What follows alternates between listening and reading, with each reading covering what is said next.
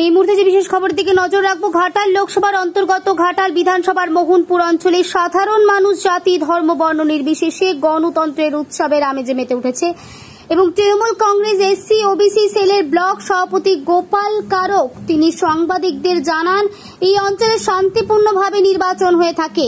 আর কি বললেন ক্যামেরার মুখোমুখি তা শোনাবো আপনাদের। লোকসভা নির্বাচনে আমি ভোট দিয়েছেন, কেমন লাগছে? ভালো লাগছে। আপনার বয়স কত? 80 বছর। 80 বছর, 80 ঊর্ধ্বে। 80 ঊর্ধ্বে।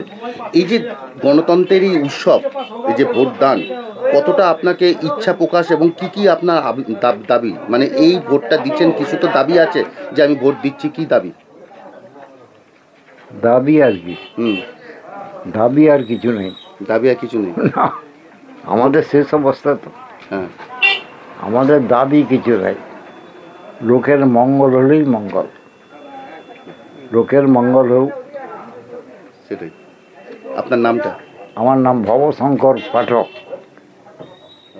এই যে ঘাটাল লোকসভার নির্বাচন, আপনি দীর্ঘদিনে একদম 98 সাল থেকে আপনি সংগঠন করছেন, কতটা এই বছরে নির্বাচনটা কতটা আপনার কাছে কঠিন এবং সহজ?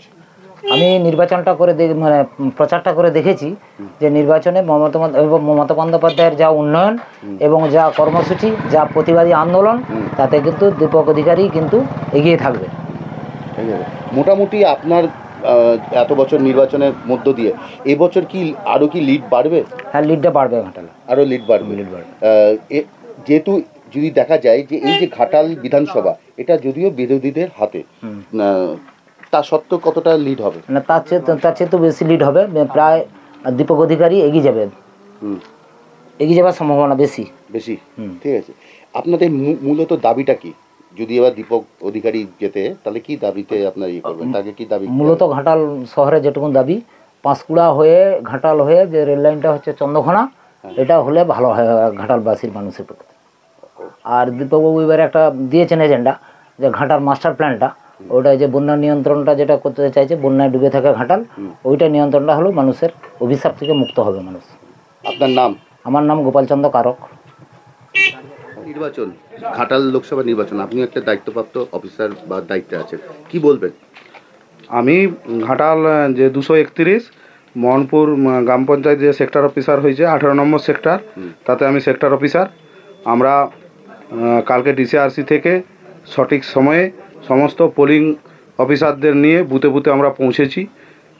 আপনারা জানেন ঘাটাল একটু রাস্তা ছোট, তাতেও আমাদের যেভাবে বিডিও সাহেবরা সহযোগিতা করেছেন, ছোট গাড়িও দিয়েছেন, আমরা বড় গাড়ি থেকে ছোট গাড়ি এনে আমরা পৌঁছেছি বুথে বুথে, এবং আমাদের শান্তিপূর্ণভাবেই ভোট চলছে। 15টা বুথে, 2টি বুথে আমাদের একটু ইভিএমের গণ্ডগোল হয়েছিল, ভিভিপ্যাটের একটু লেটে শুরু হয়েছে 2টি বুথ, কিন্তু মকপলের সময় আমরা চেঞ্জ করে লেটে শুরু হয়েছে, কিন্তু সুন্দরভাবে আমাদের ভোট চলছে এবং ভোটাররা ভোট উৎসবের মতন একবারে সুন্দরভাবে উৎসাহের সঙ্গে ভোট দিচ্ছেন।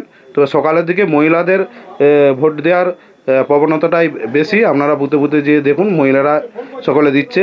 আমাদের বয়স্ক ভোটারদের আমরা আগেই ভোট নিয়ে নিয়েছি, কিন্তু যারা বুথে ভোট দিতে চেয়েছিল তারা বুথে আসছে এবং তারা আনন্দের সহিত ভোট দিচ্ছেন এবং আবহাওয়া ভালো আছে, এখন ভোট আমাদের সুন্দরভাবে চলছে। আপনার নামটা? বিজয় ঘোষ। আমাদের লক্ষ্মীর ভাণ্ডারের জন্য যথেষ্ট আমাদের মমতা দিদি মানে লক্ষ্মী ভাণ্ডার দিচ্ছে বলে সবার আগ্রহ যে দিদিকেই আমরা চাই। কি দাবি এই যে নির্বাচনের প্রাককালে এসে এই সময় যে আপনারা ভোট দিচ্ছেন, কি দাবি আপনাদের? মূলত দাবিটা কি, যে কি কোনটা উন্নয়নটা হলে আপনাদের পক্ষে সবার পক্ষে সুবিধা হয়? উন্নয়ন বলতে আমাদের সমস্ত কিছু উন্নয়ন ঠিকঠাক আছে, দিদি আছে বলে, আর আমরা দিদিকেই চাই, সমস্ত কিছু আমাদের উন্নয়ন হচ্ছে আর হবে, তার জন্য আমরা দিদিকেই চাই আর দিদিকে ভোট দিতে চাই আর দিদিকে জেতাতেই চাই।